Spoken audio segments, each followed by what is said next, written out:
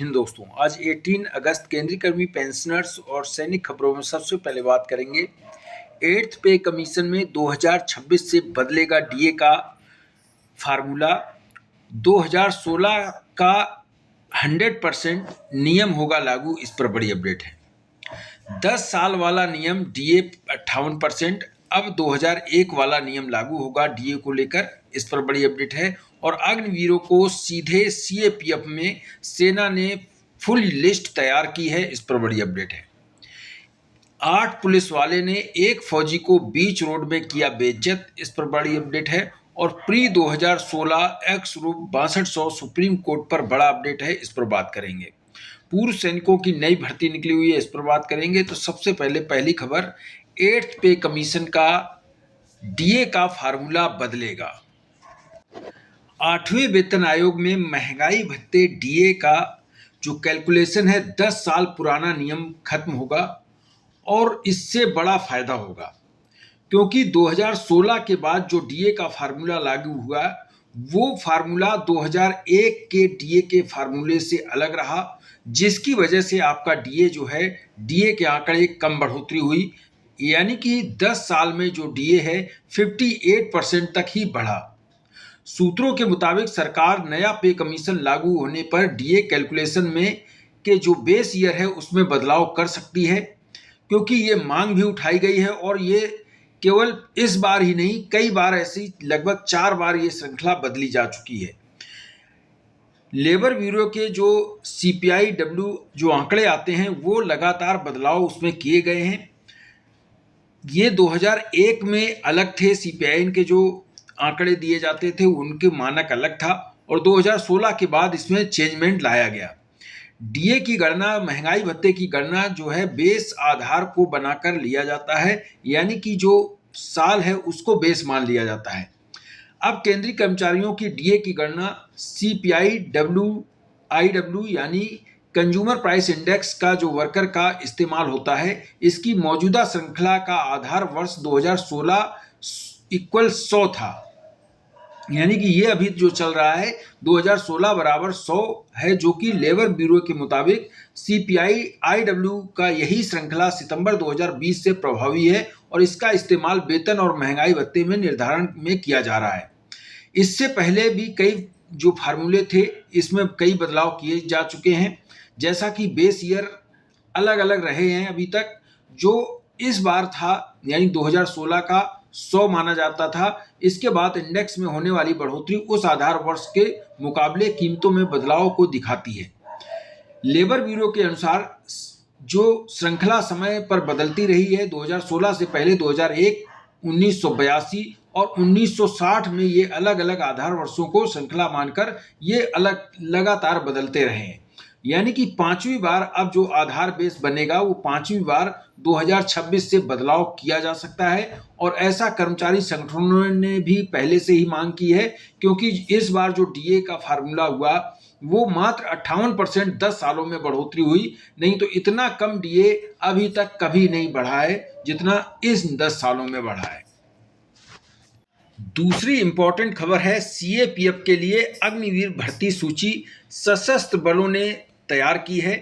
अब इस सूची के मुताबिक जो खबर आई है कि सशस्त्र बल सीएपीएफ में सशस्त्र बल सरकार के जो कर्मी हैं, अब उनके तहत केंद्रीय सशस्त्र पुलिस बल में भर्ती के लिए अग्निवीरों की सूची उपलब्ध करा सकती है सेना। लगभग 25,000 अग्निवीर का पहला बैच दिसंबर तक सेना से सेवानिवृत्त होने वाला है। बता दें कि ये जानकारी जो है द हिंदू को दिए गए एक इंटरव्यू में एक जो सेना के अफसर ने ये जानकारी दी है।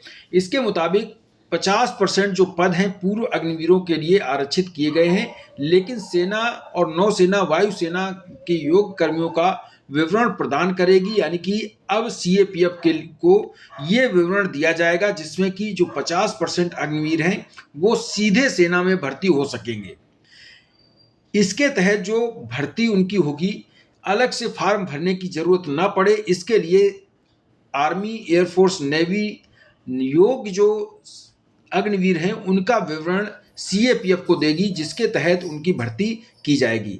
हालांकि सशस्त्र बलों में अभी तक जातिगत आरक्षण नहीं है, क्योंकि आर्मी, एयरफोर्स, नेवी में ये आरक्षण नहीं है, लेकिन वहीं सीएपीएफ में ऐसा आरक्षण है जो कि जातिगत आरक्षण है।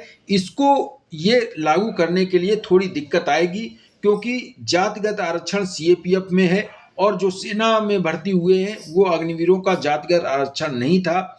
अब इसको कैसे मैनेज करेंगी सेनाएं, इसको लेकर अग्निवीर के लिए 50% जो कोटा है सीएपीएफ में, इसकी पहले ही घोषणा कर दी गई थी। तो जो ज़्यादा जिनकी संख्या होगी उनके लिए थोड़ा दिक्कत होगी, क्योंकि 50% में जो कैटेगरी वाइज जो आरक्षण है उस हिसाब से ये आरक्षण दिया जाएगा। दूसरी खबर आप देख रहे हैं कि कुछ पुलिस वाले एक अग्निवीर जो कि सेना से छुट्टी पर आया था उसको कैसे उसके साथ व्यवहार कर रहे हैं, आप इस वीडियो के माध्यम से देख सकते हैं।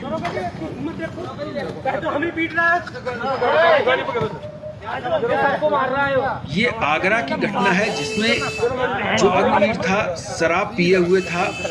ये बताया जा रहा है कि वो उसने पुलिस वालों से कुछ बदतमीजी की। उसके बाद कम से कम 7-8 पुलिस वाले आए और उसको गाड़ी में बैठाल कर ले गए। इस पर आपकी क्या प्रतिक्रिया है, आपकी क्या राय है, कमेंट में जरूर लिखें। इसकी साले की ये बंदर है, दारू पी रखी है, ये बहन पुलिस वाले साहब बदतमीजी कर रहा है, माता चोर, ये दारू वाली का बहन थप्पड़ मार रहा साला, ये इन्होंने दारू पी। वहीं दूसरी बड़ी अपडेट है, बता दें एक्स ग्रुप वेटरन्स के लिए कई बार मैंने इसका वीडियो भी बनाया है, क्योंकि कई लोगों ने वो वीडियो नहीं देखा होगा कि एक्स ग्रुप वेटरन्स का जो केस सुप्रीम कोर्ट में चल रहा है उसकी क्या अपडेट है और वहाँ पर क्या हुआ अभी तक, क्योंकि 3 महीने से कोई अपडेट नहीं आई है। 3 महीने से सुप्रीम कोर्ट ने ना तो इसकी कोई तारीख दी है अगली सुनवाई की और ना ही कोई अपडेट आई है। तो कई लोग परेशान हो रहे हैं कि क्या सुप्रीम कोर्ट में जो एक्स ग्रुप का केस है वो उसका क्या हुआ। तो बता दें 3 महीने हो गए हैं कि अभी तक सुप्रीम कोर्ट ने अगली तारीख कोई नहीं दी है, इसलिए कोई किसी भी तरह की अपडेट नहीं आई है, ना ही कोई बहस हो पाई है। जैसे ही कोई तारीख मिलेगी नई सुप्रीम कोर्ट से बहस की, उसकी जानकारी आपको वीडियो के माध्यम से दे देंगे। एसबीआई ने जूनियर एसोसिएट क्लर्क की वैकेंसी निकाली हुई है, जो कि बैकलॉग वैकेंसी थी। 1538 पदों पर वैकेंसी है ये। इसमें एक्स सर्विसमैन की जो वैकेंसी खाली रह गई थी वो वैकेंसी निकाली गई हैं। साथ में लगभग 9000 की पद और निकाले गए हैं जो कि इस साल के हैं, और पिछली 1538 वैकेंसी हैं जो क्लर्क के पदों पर हैं। इसमें भूतपूर्व सैनिक फार्म भर सकते हैं और इसमें काफ़ी अच्छी वैकेंसी भूतपूर्व सैनिकों के लिए दी गई हैं। 27/8/2026 इसकी लास्ट डेट है अप्लाई करने की। ये थी जानकारी। इस वीडियो में इतना ही। Thank you. जय हिंद।